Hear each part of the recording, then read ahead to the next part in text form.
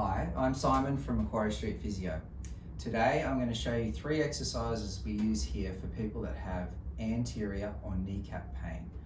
So often when you get kneecap pain, it's quite scary to do things like squats and lunges, which are classic strengthening exercises.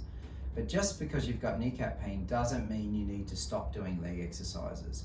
So you can start with these leg exercises, build up your bottom and your hips, and then as your knees improve, you can return to doing your lunges and your squats. So first exercise, number 1, we're going to do a squat pull. We're going to use our cable machine here. So I've got the cable set up with 2 handles, quite low. I've grabbed my cable. I don't have a heavy weight here, but it's enough for you to feel like you have to drive with your legs.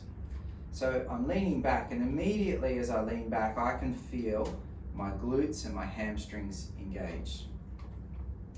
I'm squatting down, sticking my hips back. This is stopping my knees getting too far forward. And then I'm driving through my feet and pulling up.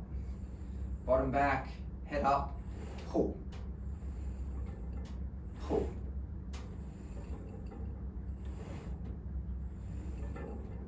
Okay, so that's the first one, that's a squat pull.